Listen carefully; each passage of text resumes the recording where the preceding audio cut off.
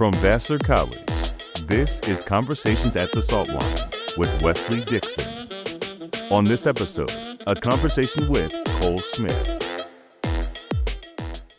Hey everyone, it's me, Wes, and welcome to another episode of Conversations at the Salt Line. Today, I am here with a very special kind of guest, our first time having a Vassar student on the podcast. This student is Cole Smith, Vassar class of 26.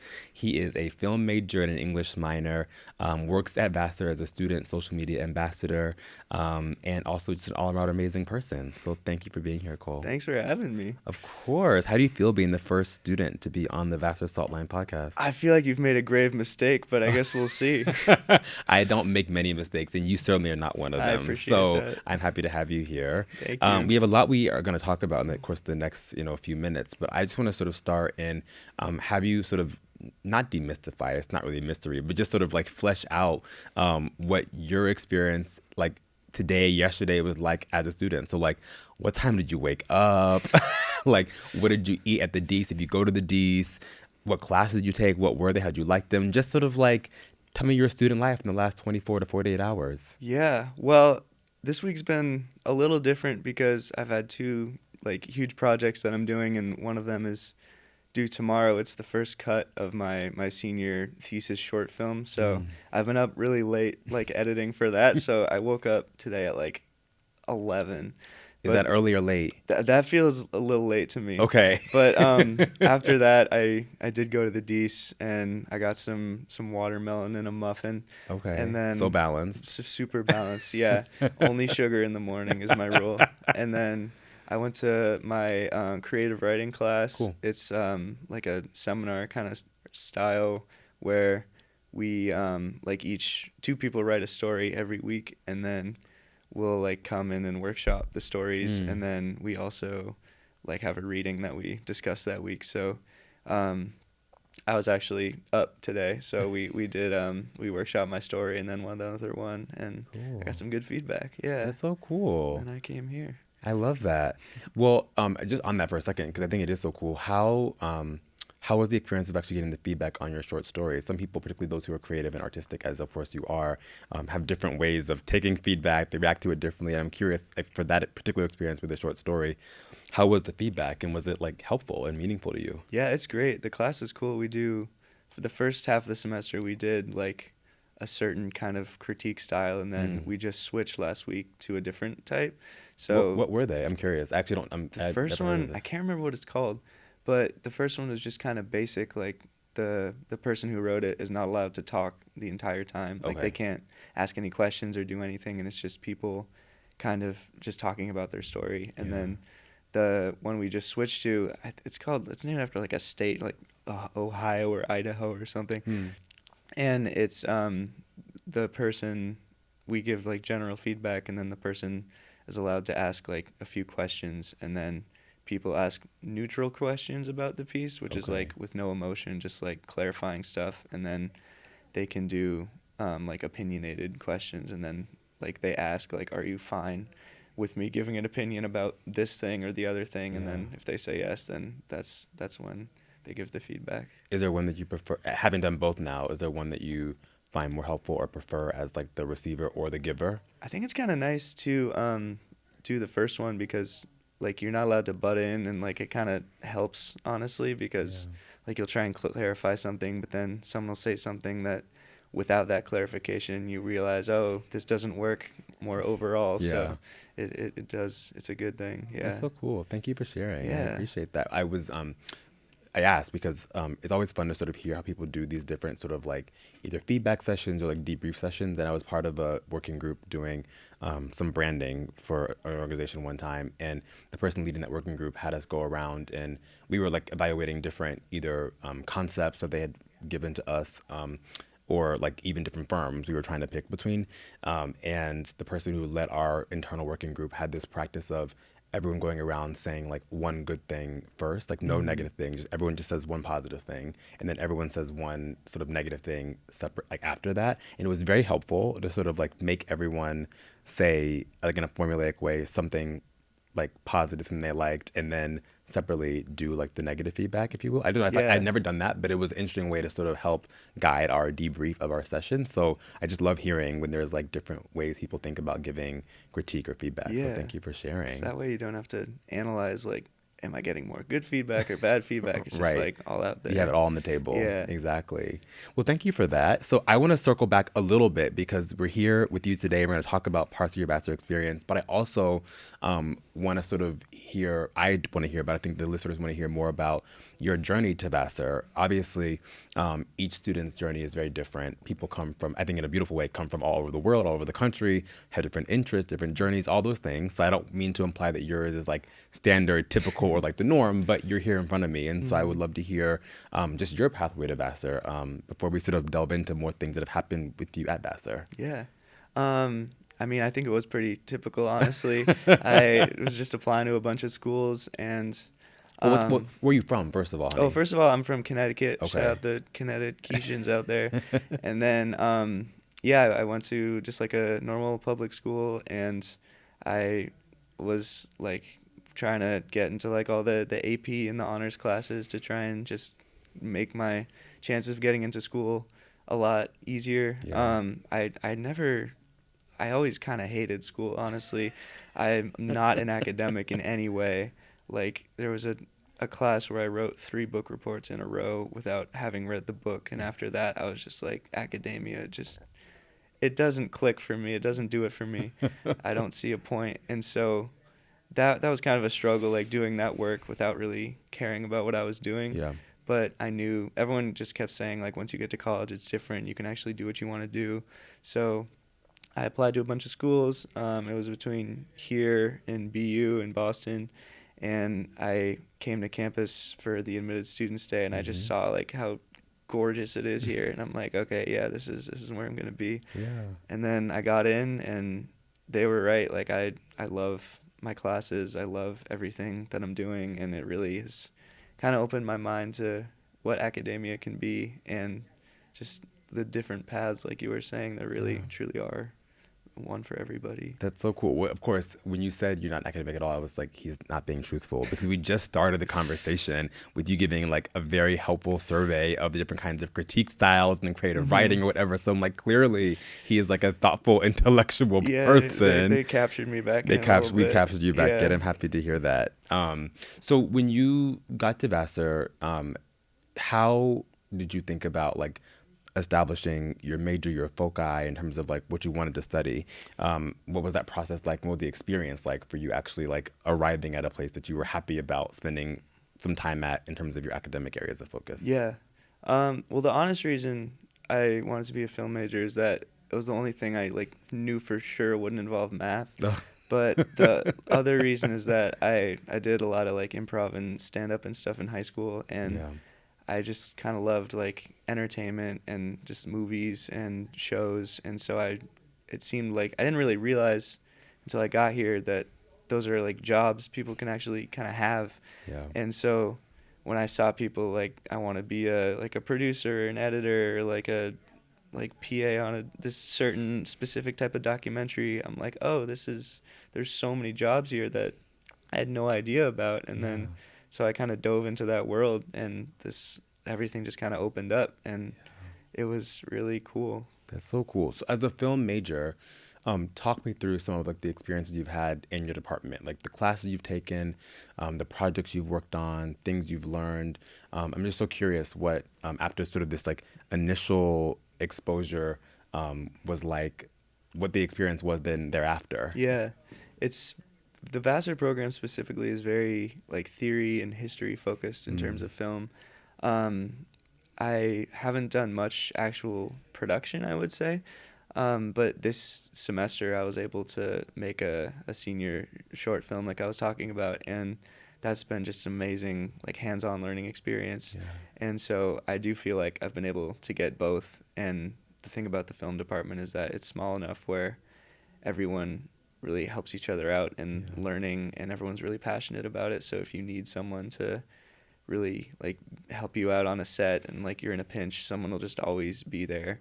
And so it feels like everyone's always making something, even if there's not any assignment for a specific class. There's always stuff going on. I love that. Yeah. Talk to me about your senior thesis. I know it's still in process, Mm-hmm. and you're working on it now. You're editing it now. But tell me what the premise is, where the inspiration came from. Just curious what your Vassar academic experience might culminate in like 2 months, a month and a half. Oh God, that's terrifying. Well, it's called Trash Day. It's about two custodians who have to empty every trash can on a college campus that they work at before this coupon they have to an Indian buffet expires. So I describe it as like... Wait. They have to empty the trash cans. Oh, they have to finish all like a one time. They have to empty all of them one time. Sorry, yeah, in one day. Got it. Before the coupon expires at midnight of the same day. Okay. Because everyone else has called out sick, so they're the only people that have to clear all of these trash cans. And so I described it as like a cross between like Atlanta, the show, and Booksmart, the movie. Just kind of like a coming of age type of thing, but like really wacky and kind of absurdist. Yeah. And so we have a lot of vomit, a lot of breaking stuff, a lot of stunts. It's been a really fun time. That's so cool. Yeah. Believe it or not, I just had a meeting about trash really? on Monday. Not on Vassar's campus, but off campus on some other properties that we manage. I was talking to a tenant about trash. People don't think about it. Yeah. Right. I wanted to kind of highlight like custodians because besides like Good Will Hunting, I can't think of any like movie with a custodian as like a main character. So I'm like, and I've worked in landscaping for many years, and it kind of feels like sometimes like people don't really notice you or see you or like think of you as like kind of a person sometimes. Yeah. So I wanted to kind of highlight that a little bit. I love that. There's two things that made me think of. The first is what you just said. I think is something that I find at least really special and I think unique about the Vassar community broadly, which is like students like yourself, I think really do inhabit that mindset. Like they really see everyone who's part of the Vassar experience. I'm on, I see on the different like social media apps or whatever with students like talking about like whoever in the D's, whoever like this, I don't know his name. Is it Bobby? Bobby. Yeah. Bobby. People love Bobby, right? And it's incredible that students, I think, really take seriously that everyone on campus plays a role in making their experience so special. So I love that about you and that project and about Vassar in general. But also, what you're saying reminds me of a movie that I watched, or I think it was a series or a movie on Netflix. And I'm going to get the title wrong. I've had a phase where I've been like super into South African content on Netflix. And this show, I think it's called Invisible Man, Invisible Person, or something like that. And basically there is this huge crime in Johannesburg, and the police are involved. It's like a drug-related like cartel kind of thing. But the police are involved. They're like really trying to solve this crime. And it turns out that the cleaner, the domestic, is the person who's doing all of this crime. But of course, and she's right there the entire time, and no one suspects her. And the point is that like they don't see her, right, as a real person because she's a domestic, she's a cleaner, and so she's not even crossing their mind that she could be someone involved in this huge criminal enterprise or other kind of situation. So it's very reminiscent in a negative way, but in a similar way about not being seen in that sort of a role. So it's very, very similar to what you're saying. We'll have to check that out. Yeah.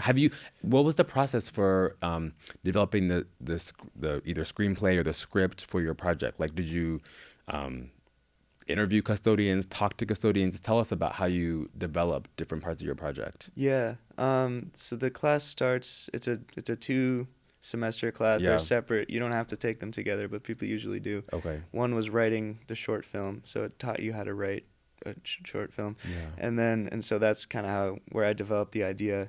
And I talked to some people. I just kind of thought this is kind of my one opportunity I'm going to have for a while to make something with all these resources. Like, what do I really want to do? And so I spent a lot of time like drafting and asking friends to read it and really making it good. And then this semester they in the class they chose 5 out of the 8 films to make, and I was fortunate enough to be one of the 5. And then the people that didn't get to have theirs made. They're the producers and the cinematographers cool. on the other films. So, and they've been amazing. I've loved my team, and it's just like being able to put people together and audition actors and everything. That's so cool. And just like the Vassar film department again is just, it's so tight that even like freshmen and even people that really aren't in the department, are just have an opportunity to hang out and like really get hands-on experience. So it's truly like a real community effort. And that's so cool. Yeah. That's amazing. So that's super cool, and I can't wait to see, if you let me see, the final version of your project. It sounds super interesting and really meaningful. But I also want to spend some time today talking about some of the other ways you have channeled your creative spirit.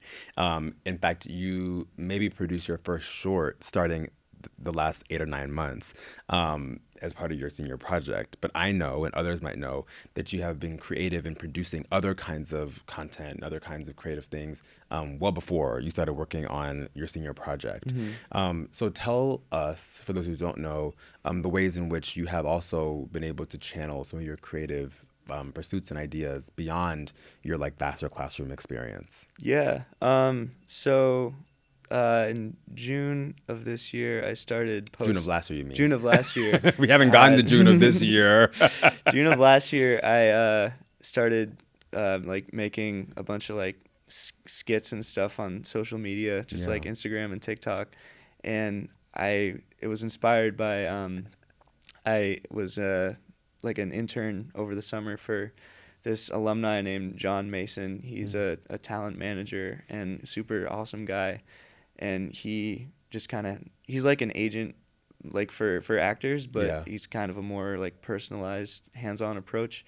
And so I really learned from him like what the acting industry is like looking for right now, and a lot of it seems to be either for better or for worse, like based on social media presence. Like you can have an amazing actor, but if they're not as accomplished on their socials as another one, they might get looked over. So I'm like, that's interesting. And so I started to look into social media, and I'm like, oh, I feel like I could do this. Like, I don't know if this is cocky, but it doesn't sound that hard. Right. So I just made like over like 3 months like a cache of like 30 different skits with my friends and my brother, and I just started putting them out there, and they ended up doing pretty well. So I've just kind of been sticking with it, and I just make comedy skits and just trying to make people laugh. There's lots to unpack there. Let's see if we can get through some of it. Okay. So, first of all, what should I call you? You know, I'm getting older now, so I don't want to mislabel. The lingo is sort of flying away from me. So, should I call you like an influencer, a micro influencer, Cole? No, you can call me Cole. But I feel like people also call me that idiot over there. Oh. But also, I don't know. Like, I'm so not in that world. Yeah. Because I also like kind of hate social media, strangely. Yeah. Like I got social media this year to start posting stuff. I'm never actually on social media. I think it's like kind of toxic. Yeah. But I just see it as like I'm using it as a tool to like be like a filmmaker or a comedian. I think a lot of people use it as like, if you're like a lifestyle influencer, you're just putting everything you do out there. Yeah. That's like a certain type of thing, and I don't want to be really associated with that as much. So I guess just like internet comedian. Someone on social media. Yeah. We'll come back to your feelings about social media in a minute, because I think they're really interesting. Sure. But let's talk about your process. And no, because I think it's exciting, and I want to I want to learn. I want people to hear sort of what it's like to sort of create. Yeah. Because I think people often see the final product, but they don't often see or know what goes into actually getting the product out, right? So tell us, first of all, how it felt to start creating and putting it on like a public platform. As someone who, as you just said, wasn't on social media until that time, don't really like it generally. What sort of like activation energy did you have to sort of find to start to get confident enough or comfortable enough to post? Well, it wasn't honestly that like nerve-wracking. Great. First of all, I feel like I embarrass myself so much in my normal life anyway that like couldn't really do any worse. But also like doing stand-up consistently is like, I feel like the hardest creative socially thing that I can do. So like the fact that I don't have to have, I don't know, 50 to 100 people in front of me not laughing at what I'm doing Yeah. is pretty nice. So I'm like, there's really no harm in this, because if it does bad, no one's going to see it. Yeah. If it does well, people like it. So Right. yeah, it wasn't that Wasn't that bad? nerve-wracking. That's good. But I do have like crazy ADHD, so Okay. my process is like if I need to write like 4 skits in a week, I will write 0 skits for 6 days and then write all of them in one day Yeah. and film them all the same day. Yeah. And it's a lot of like asking my friends, will you be in a skit, and them saying no, and then saying like, I'll get you candy or something, and they're saying okay, fine, but only if I get paid from it. And I'm like, no promises, but we'll see. And then that takes longer than it should because they get into nonsense and such. But then after I edit it and just kind of put them out there, Yeah. and yeah, it's pretty chaotic, but it's been so much fun. I love that. It's a great way to hang out with my friends and Yeah. my brother in like a new way that I never really would have thought of before. Yeah, that's so interesting. I think I heard you say when we were speaking previously that you, one of the things that was interesting about this sort of creation process for you is that it sort of disrupted your relationship with perfection. Yeah. You got used to like being imperfect. Can you tell us more about that? Yeah, I mean, it feels like when you haven't, like, I don't know, in the arts or really anything, but you make something and no one's seen it, and you're like, this is like the first thing I've put out. Like, it has to be really good because this is what I'm showing to the world, and I Yeah. only have this one thing that I'm presenting to kind of showcase all of myself. But then when you start, I don't know, when you're on your 15th time of doing that, like, I don't know, if you've like shown your artwork somewhere and then you do it again and then you like, I don't know, print out some stickers and put them places, and eventually they're like, oh, there's so much of me out there now that not all of it has to be good. Right. And as soon as you kind of free yourself from that, it's like you start putting out more, which means you do it more, which means you get better, which means you're just, it's a cycle. Yeah. And so I feel just like getting over that first hump of this is everything I am. Okay, now it's not. Yeah. That was the biggest step for me, I think. That's so cool. I think you'll like this, not analogy, but this sort of comparison or this resonance. But someone who sat in that chair several months ago, who his name is Mike Gillis. He's the head writer of The Onion. He said almost something very similar, which was when he first started, he did comedy writing, all that kind of stuff. And he said that when he started doing headlines for The Onion, he would make himself, write, I don't know, like 10 a day, like he would just have to write like so many of them. And to your point, at first it was very stressful because you want to think you're getting this perfect headline, when you write like 2, you want these 2 to be perfect. And then you realize actually like, I just have to write more and produce more, and like I'll get better. There'll be something there at some point, but it was sort of getting over that fear or the impression you had to sort of be perfect all the time. That actually, in an ironic way, opens up the creative process, 100%. Which is super cool. Something that you said that I want to spend some time on actually is the role of your skit making in the role of this sort of creative process and actually bringing you closer to your brother, other friends. You get to spend time with them in ways you said you wouldn't otherwise do. Yeah. Let's talk more about that. Just talk more about that for a minute for me if you can. Sure, yeah. Well, my brother's an actor. He does cool. like musical theater, just like community theater and stuff. He's a few years younger than me, and we've always like kind of wanted to. We're always like making stuff and doing silly things, and we used to spend like hours in our backyard like trying to figure out how to fly with like a parachute and stuff. So we've always had that kind of creatively collaborative relationship. Yeah. But this has been, it's just exciting. And like in a very basic way, it's exciting to know that people are seeing what you're doing. Yeah. And just having that and being able to share that with him of like, wow, we just did that in our living room and had fun with it, and now like millions of people have seen it. Yeah. That's just such a cool thing to be able to have with him. And also just like with my friends of like everyone in my house and really in my life has been in a skit at some point.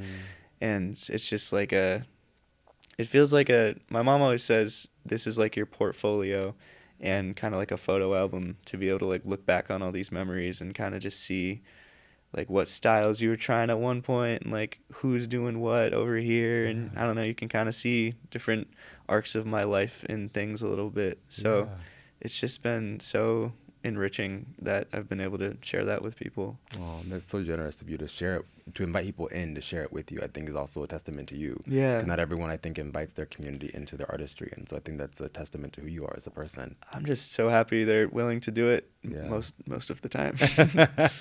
Well, the point about your mom is a very good one, and I'm curious. As you reflect back on the 18 months or whatever it is since you started, or not even 18 months, since you started posting on Instagram or on TikTok or whatever, what do you think you've learned about yourself? Like, how has that experience given you a new window into understanding yourself differently or better? Yeah. I haven't really thought about that. I think that's a great question, though. I think that it's really helped me be more confident, I guess, for one, because there's so much of life where you're just like grinding at something and you work so hard on something, and then you like, I don't know, you either show it to someone or it's a paper you have to turn in, or like, I don't know what math people do, but a math thing that happens. A problem set. Sure. And then it just like nothing, or like you do badly on it, or all of that work was for nothing. Yeah.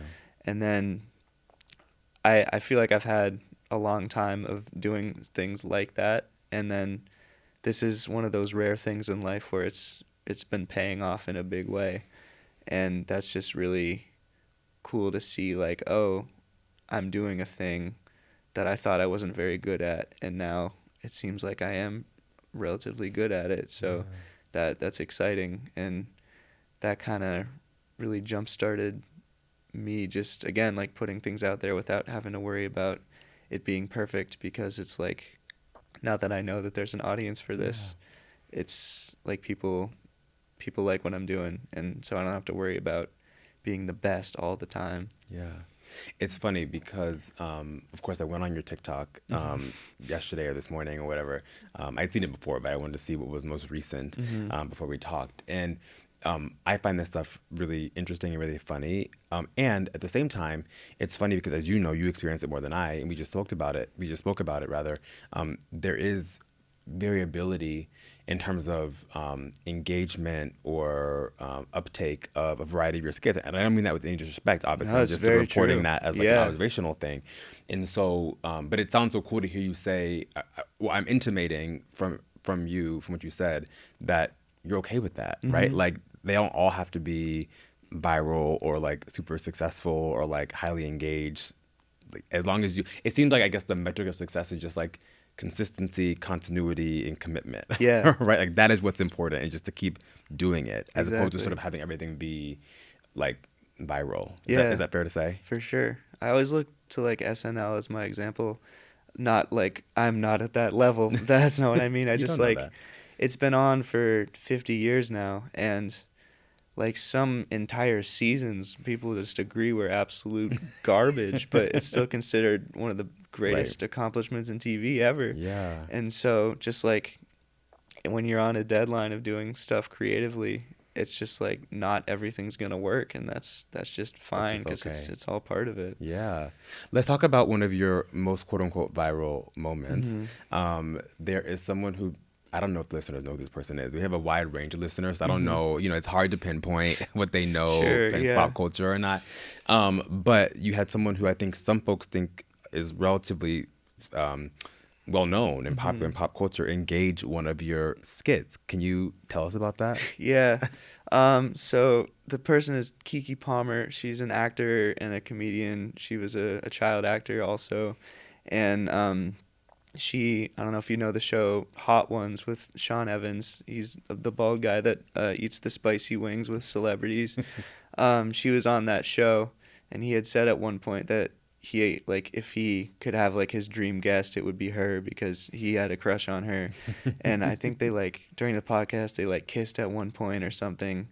And I saw that and I'm like, wait a minute. I thought that Keke Palmer was married, and she's been my celebrity crush for a while also. So I was like, I'm gonna make a video about this. I'm like, hey, I didn't know you were if you're open to applicants, like here's me shooting my shot, just like some ridiculous video. I just made it walk into the dining hall, and I posted it and didn't think anything of it, and then it got 16 million views, and she saw it and made a video responding to me, and then it just kind of. What did she say in the response? She was like, I really appreciate you shooting your shot, and like I feel like I'm too much of a cougar though. Like I'm too old for this. Like I have a son. I'm not trying to get involved. But the cool thing she did was she used like quotes, like some of her famous quotes from different parts of her movies. Oh, not okay. Oh, like, that I think she did that too.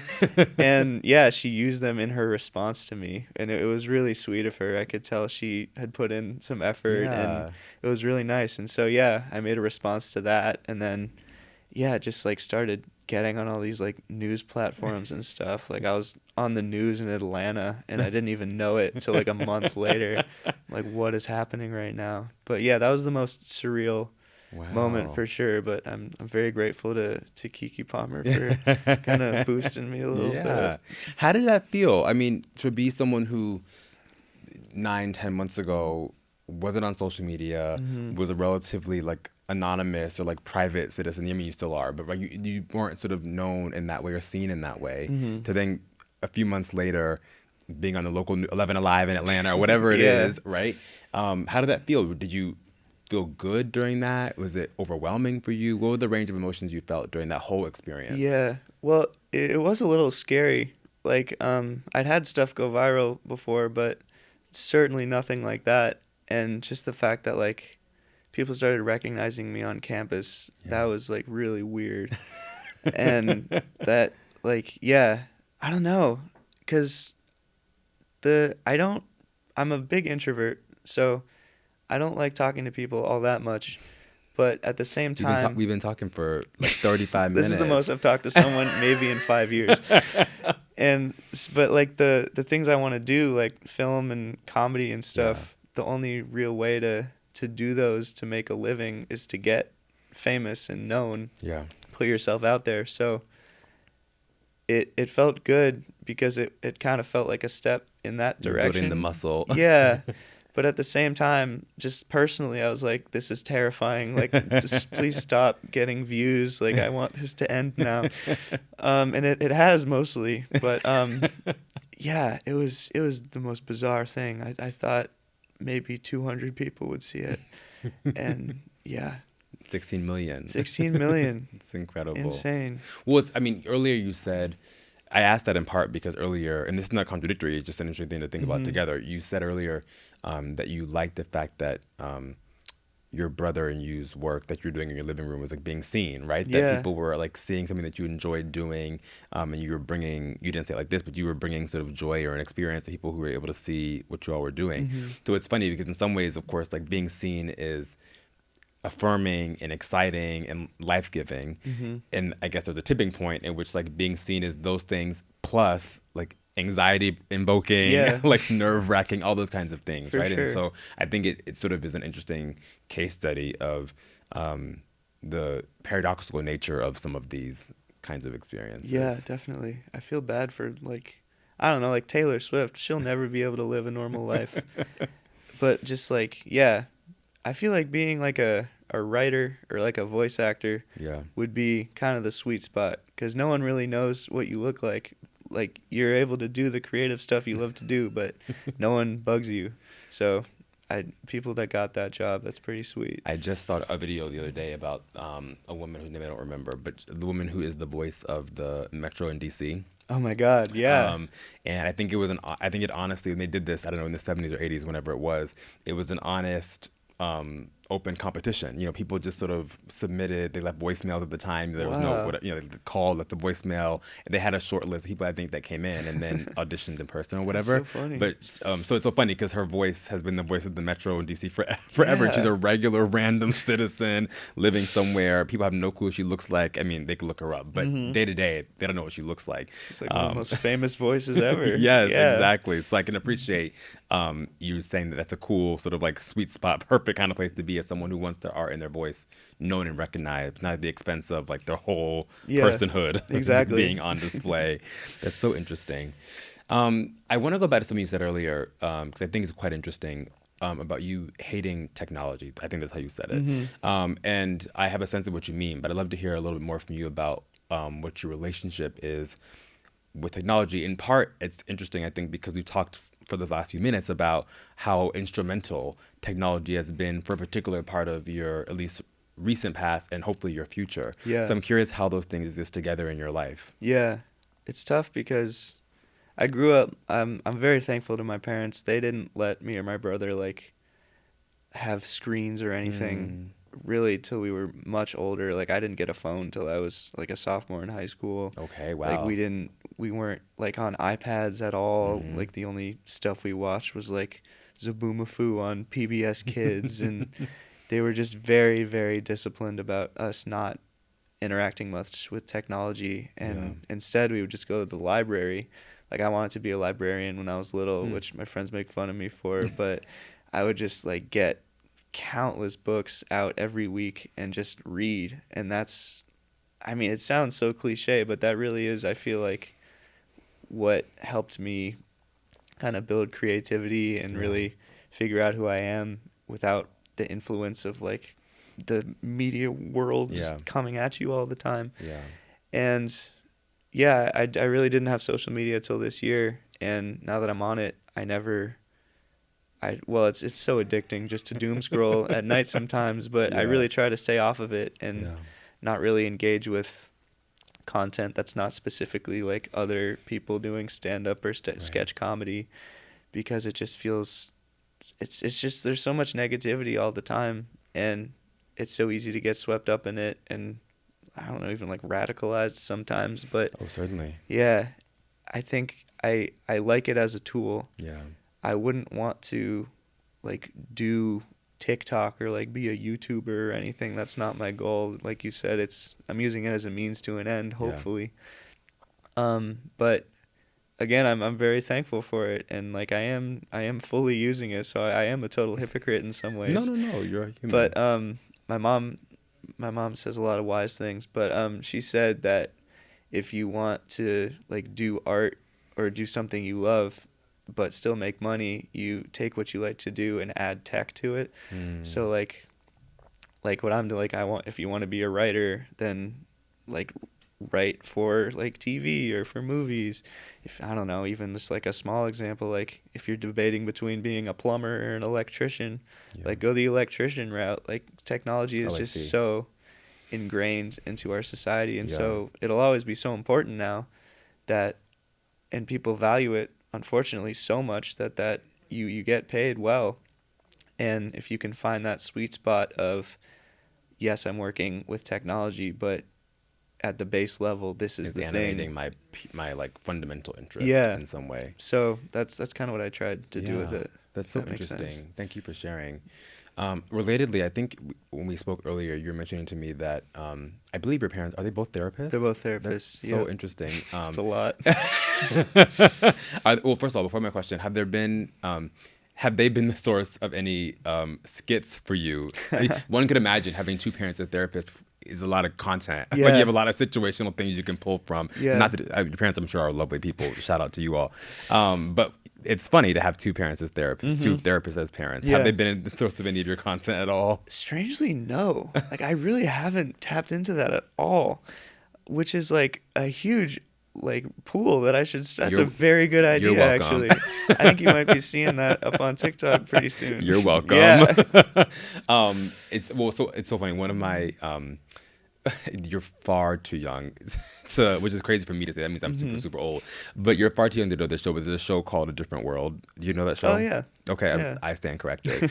But of course, it's a spinoff of The Cosby Show. And so one of the young women on the cast, Freddie, her mom, is a therapist, and she comes to visit her. She's a therapist / hippie, which Sure. they overlap in some ways about that time. But she comes to campus to spend time with Freddie, and it's so funny. I'm gonna find an episode and send it to you so you can see the actual episode number. But watching Freddie's mom come to campus, and with her hippie therapist self, and live with Freddie, it's you are gonna be so inspired. I promise you, with your own lived experience and this particular artistic depiction of a college student and their therapist mom visiting. Yeah. You're gonna be like, oh my gosh, I have so many things here.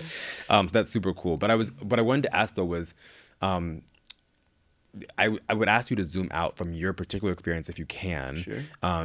So I'm asking for lots of things. I actually want you to integrate your just life around therapists vis-a-vis your parents, your positionality as a student who does use social media in a particular way, and then just a young person in this generation, right? And I guess what I'm really trying to circle around is the conversation around the effect of social media and other kinds of technology on the mental health of young people, younger people, I should say. And I'm curious how that shows up in your life, in that of your peers and friends, maybe what you see on the on the web with other creators or whatever. I'm just curious, how the last 9 months as a creator on social media has influenced, your sense of self, your mental health, what have you seen among others? Just sort of tell us the lived experience of this nexus as someone who exists at that nexus, I think. Yeah. It feels a little different for me. Yeah. I don't get as affected by it, I don't think, because I'm doing something very specific. Yeah. I'm doing sketch comedy, and like I said, if you're a lifestyle influencer or someone who just talks to a camera or goes to, I don't know, restaurants or whatever, if it's just you putting yourself out there to the internet, that feels very vulnerable and can be kind of scary if you put too much value on that.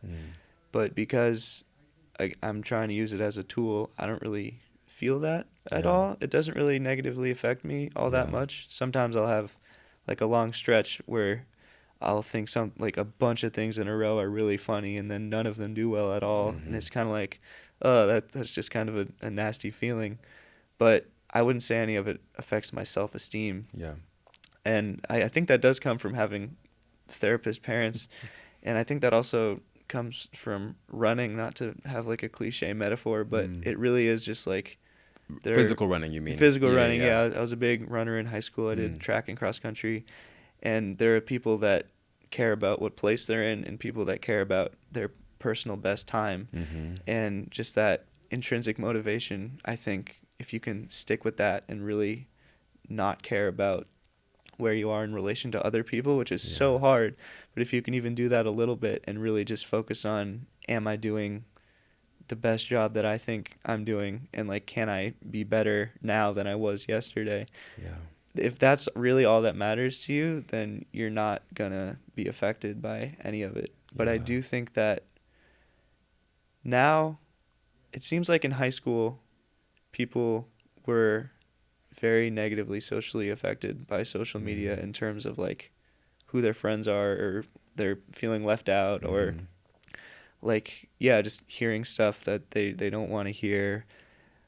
But now I think it's just more that we're older. We've hopefully mostly gotten past that. I think it's a very developmental stage of life thing.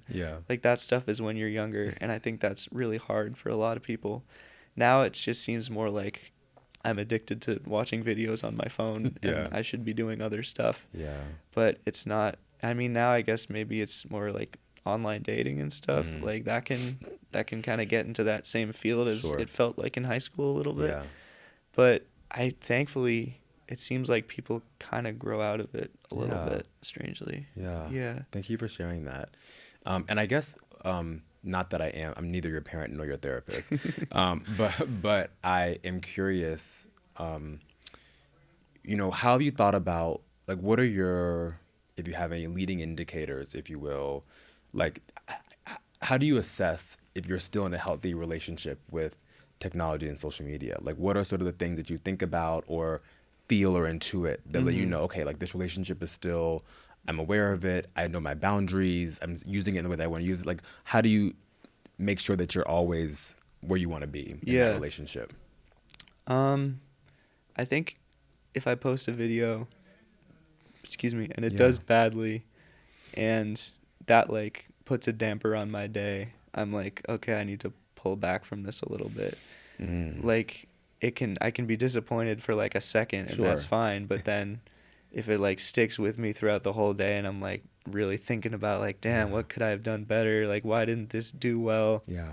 And I'm like, okay, I need to take a break from this for a bit. Yeah. Because it shouldn't affect you that much. Yeah. That's so healthy, it seems, for what it's worth. Well, it's hard to do. Yeah. Like, it's easier said than done, for sure.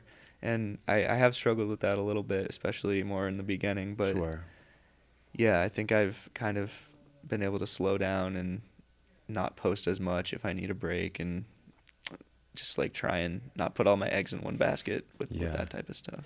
Again, and this is not like to make Cole feel better, but I think I think it's important to reflect back the things that I'm hearing from you that are really exciting, which is it sounds like you are very present, right? Like you're present enough to be able to assess like how you're reacting to a post, a moment, and even if you're unhappy, it seems like even if you're unhappy with how you are reacting, the fact that you have this practice of being able to be present enough to assess how you're reacting, I think speaks already like volumes about your like active relationship with this practice creatively and technologically that I think already gets you to like being in a better place in the relationship, you know? So I think it's great. I think it's really healthy. I appreciate that. Of course.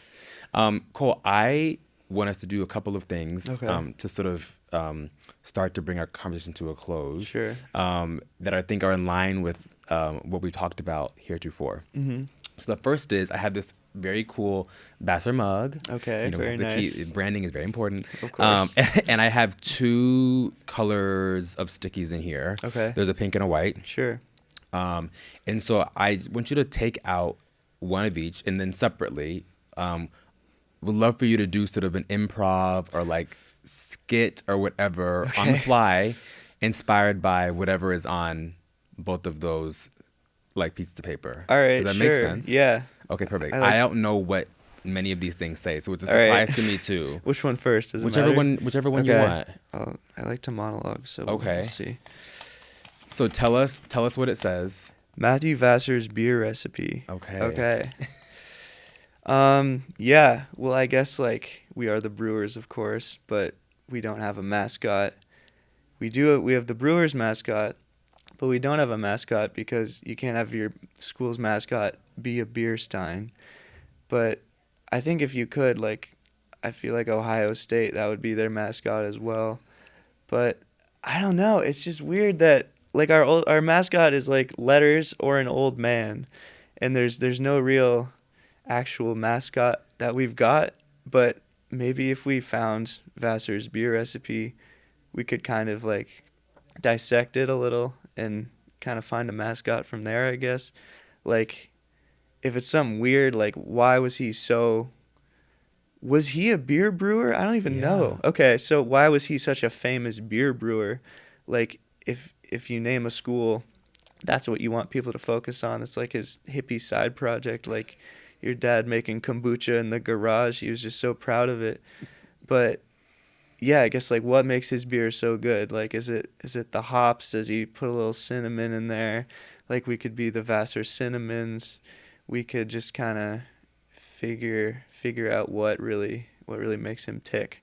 And I feel like that could be our next mascot.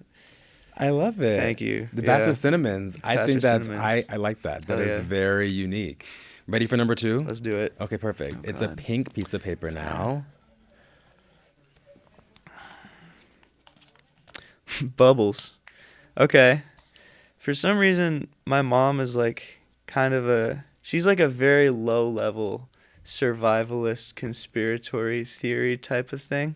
Like she's not like aliens are in the White House type of thing, even though they probably are. But she always sends me to school with 3 things. It's a fire blanket, like a gallon of water, and then bubbles. This is true. And I'm not fully sure why. I think it's like if there's a hurricane or something, we'd be able to survive a day with the water, and the fire blanket is, I guess, if there's no fire extinguishers. But she always also brings me bubbles, and I've never been able to really figure out why. So I have so many bubbles, like tubs of like actual bubble juice, like the wands. They're just everywhere in my house.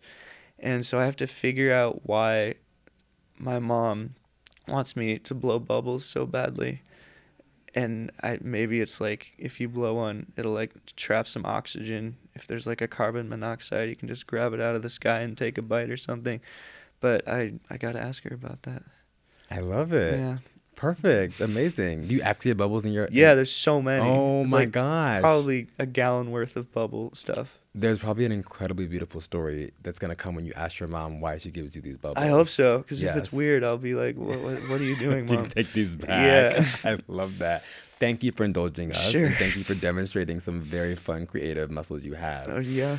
One of the last things I want to do in our talk today is I would love for you, as I know you have prepared to do, to sort of participate in our Salt Line show and tell. As you know, and as the listeners know, our podcast loves to highlight and bring to the fore these salt lines, these things that are paradoxical, might be contradictory, but exist together in a way that creates beauty and something that's generative and meaningful. And so for you, I would love if you would be willing to share your Salt Line show and tell and show us the items you brought that maybe demonstrate the salt line, one of the salt lines in your life. Sure. Are you game for that? Yeah. Okay, perfect. Let's do it. All right. So the first thing I brought is this was the first purchase I made as an adult. So it kind of feels like the bridge between my child life and my adult life. I was like finally starting to make some money from doing landscaping work, and it was my birthday, and my parents were like, you should buy something cool, like, because your first adult purchase. So I'm like, okay. And so I went online. This was the only time I've been like truly influenced by advertising, and I saw this, and I spent $30 on this this chicken, and it Oops. it yeah. So we'll let him say his say.